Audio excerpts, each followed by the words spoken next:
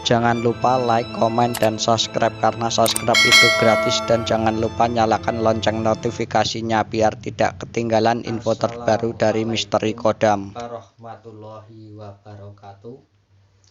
Pada kesempatan kali ini saya akan membahas tanda-tanda atau proses orang yang dipilih oleh kodam leluhur.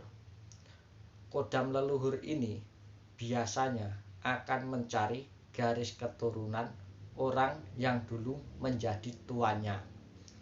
Kodam leluhur ini biasanya akan mencari garis keturunan orang yang dulu menjadi tuannya dan akan mencari orang yang mempunyai energi setara dengan kodam leluhur tersebut, ataupun mencari garis keturunan orang yang mempunyai energi di atas kodam leluhur tersebut. Kodam leluhur ini biasanya lebih mudah selaras daripada kodam hasil amalan. Kodam leluhur ini biasanya tingkat energinya akan tetap sama saat mendampingi para leluhur orang yang didampingi tersebut. Walaupun sampai beratus-ratus tahun, biasanya kodam ini, garis keturunan dari kodam ini juga mempunyai tingkat energi yang sama saat leluhur kodam ini juga mendampingi leluhur orang yang dulu didampinginya.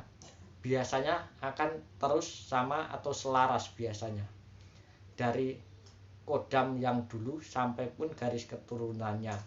Dan orang yang ingin didampingi ini biasanya juga mempunyai energi yang selaras dengan leluhurnya dulu ataupun di atas leluhur yang dulu didampingi oleh kodam tersebut. Biasanya itu kalau nggak selaras atau di atasnya. Kalau di bawahnya itu tidak mungkin, karena biasanya kalau di bawah energi kodam tersebut orang ini bisa jebol, maka kodam ini akan mencari sendiri orang yang ingin didampinginya. Tanda-tanda pertama atau proses yang pertama, kalau kodam leluhur memilih orang yang ingin didampingi, biasanya orang yang ingin didampingi ini biasanya sering bermimpi.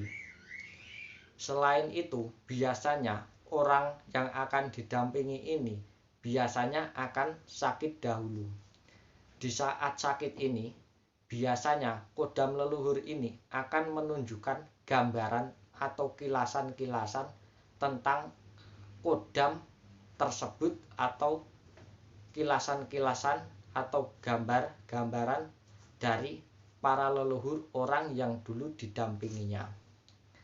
Gambaran atau kilasan-kilasan ini biasanya bukan hanya sekali, tapi berulang-ulang kali. Itu kalau orang tersebut terpilih akan didampingi oleh kodam leluhur tersebut. Tanda yang kedua atau proses yang kedua, kalau orang dipilih oleh kodam leluhur adalah biasanya dapat berinteraksi dengan kodam leluhur tersebut setelah orang tersebut mengalami sakit. Cara berinteraksi pun juga bermacam-macam. Ada yang lewat mimpi, ada juga yang langsung berwujud nyata, ada juga yang hanya mendengar bisikan-bisikan gaib. Kalau sudah dapat berinteraksi dengan kodam tersebut, besar kemungkinan kodam ini tidak akan lama akan menyatu dengan orang yang ingin didampinginya tersebut. Tanda yang ketiga atau proses yang ketiga, kalau orang dipilih oleh kodam leluhur adalah biasanya akan diberi pusaka oleh kodam tersebut, entah itu lewat mimpi ataupun secara nyata. Tidak banyak juga yang tidak diberi oleh kodam leluhur, tapi biasanya kodam ini kalau mempunyai energi yang selaras ataupun energi di atas kodam tersebut, kalaupun tidak memberikan pusaka, biasanya kodam ini kalau sudah memilih tetap akan mendampingi orang yang dipilih tersebut. Itu juga tanda kalau orang tersebut dipilih oleh kodam leluhur tersebut. Dan tidak banyak juga yang diberikan, akan tetapi rata-rata kalau kodamnya ini berenergi positif, biasanya kalau para leluhurnya dulu suka menyimpan wesi aji, biasanya kodam ini akan memberikan salah satu benda pusaka yang menurutnya mempunyai energi di atas rata-rata daripada aji wesi yang lainnya. Dan tidak banyak juga yang tidak diberi, akan tetapi saat panjenengan mengalami tanda-tanda yang saya sebutkan, besar kemungkinan panjenengan ini akan didampingi oleh kodam leluhur dari leluhur panjenengan terdahulu. Tanda-tanda yang keempat atau proses yang keempat, kalau panjenengan terpilih akan didampingi oleh kodam leluhur, biasanya dapat melihat makhluk gaib yang lain. Saat orang tersebut bermain di tempat wingit atau angker, orang tersebut dapat melihat sosok gaib yang lain. Entah itu sosok hanya ingin menampakkan wujudnya ataupun hanya ingin berinteraksi secara iseng.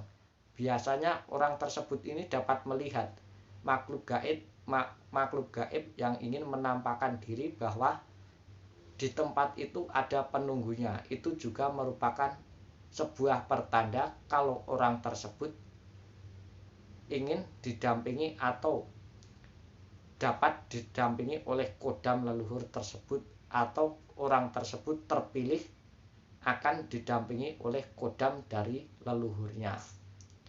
Tanda-tanda yang terakhir, biasanya kalau orang terpilih atau ingin didampingi oleh kodam leluhur adalah biasanya orang tersebut mempunyai kepekaan batin yang tinggi.